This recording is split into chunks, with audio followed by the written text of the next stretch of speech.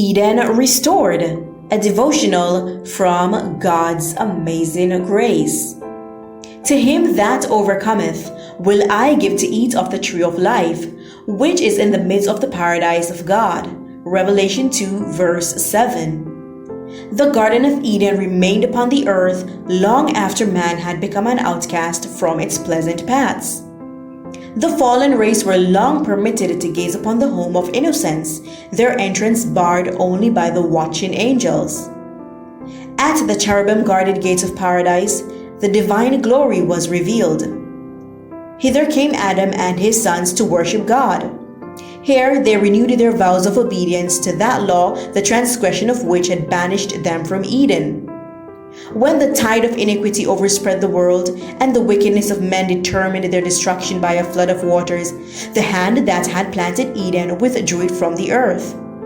But in the final restitution, when there shall be a new heaven and a new earth, it is to be restored more gloriously adorned than at the beginning.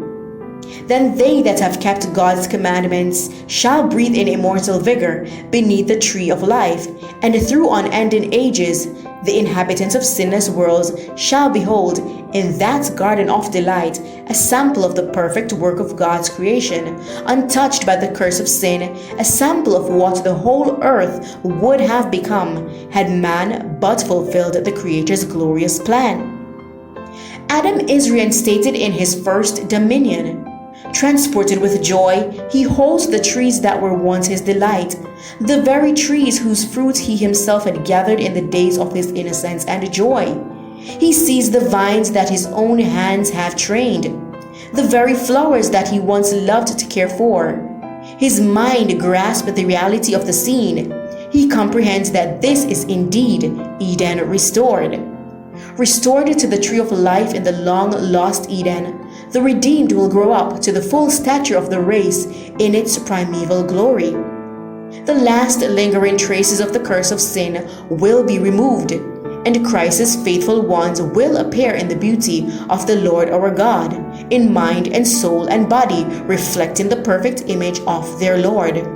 Oh, wonderful redemption, long talked of, long hoped for, contemplated with eager anticipation, but never fully understood. This was your devotional reading. May the grace of God be with you as we await His second coming. God bless.